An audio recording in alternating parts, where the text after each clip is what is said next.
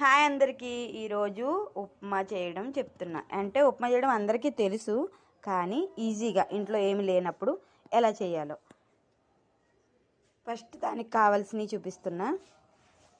అల్లం, పచ్చిమిర్చి, ఉల్లిపాయ, కరివేపాకు, ఇవన్నీ శనగపప్పు, మినపప్పు, ఆవాలు, జీలకర్ర. నేను ఒక గ్లాస్ బియ్యం తీసుకున్నా.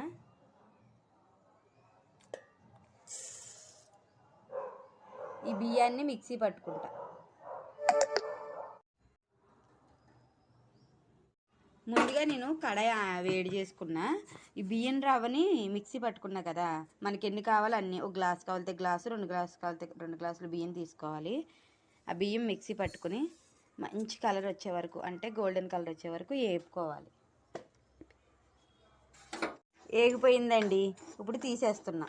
తీసేసి ఇందులో కొంచెం నూనె వేసుకుని ఉప్మా స్టార్ట్ చేద్దాం. మీరు ఎవరైనా సరే రవ్వలేదు ఏం లేదని ఫీల్ అవ్వద్దు. ఇంట్లో కొన్ని బియ్యం ఉంటే చాలు.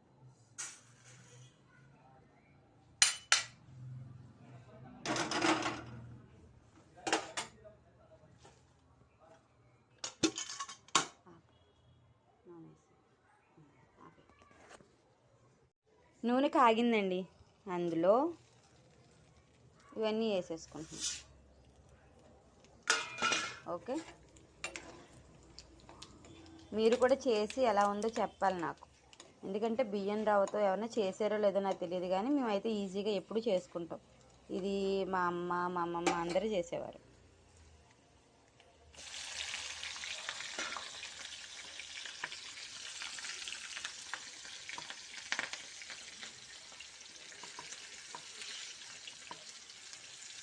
అల్లం ఇష్టపడలేని వాళ్ళు అల్లాన్ని తురిమేసి వేసుకుంటే మంచిది. నాకు ముక్కలు ముక్కలుగా వేయడం ఇష్టం, నేను అందుకని అలా వేసుకున్నాను. పప్పులు బాగా వేగిపోయినాయి. పప్పులు వేగిపోయాక ఉల్లిపాయలు వేసేసుకోవాలి.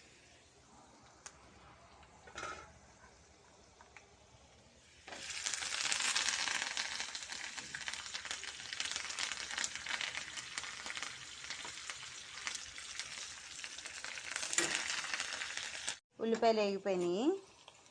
ఇందులో నేను ఇందాక గ్లాస్తో రవ్వ చూపించాను కదా, ఇంకో ఈ లోట నీళ్ళు తీసుకుంటే ఆ గ్లాస్ రవ్వకి సరిపోతాయి. ఓకే,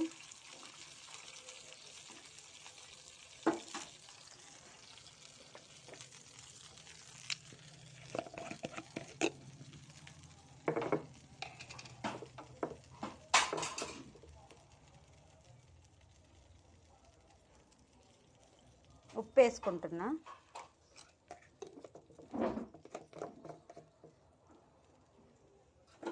ఉప్పు వేసి బాగా కలుపుకోండి.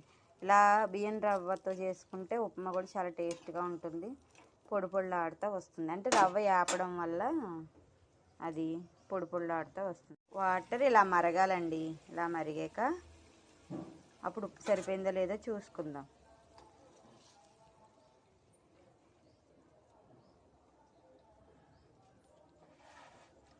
ఓకే, నాకు సరిపోయిందండి. నేను స్పూన్ వేసి సగం వేసా.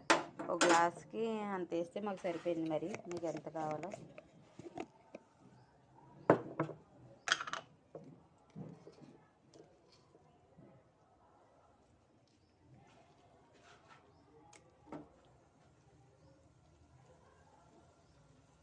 అలా మరిగేటప్పుడు రవ్వని ఇలా వేసేసుకోవాలి. ఆ రవ్వలా చుట్టుకుపోద్ది, ఉండలు కడుతుంది అని ఏం భయపడగలద్దు. ఈ రవ్వని ఇలా వేసేసుకుంటే చాలు. తర్వాత మనం తర్వాత కలుపుకున్నా పర్లేదు. ఇలా 10 నిమిషాలు సిమ్లో మూత పెట్టి వదిలేయండి.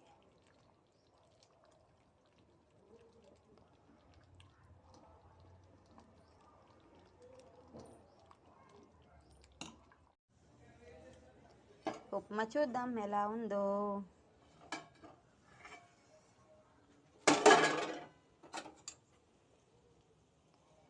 ఓకే, ఉప్మా రెడీ అండి. ఎలా ఉందో తిని టేస్ట్ చేసి నాకు చెప్పండి. ఓకే.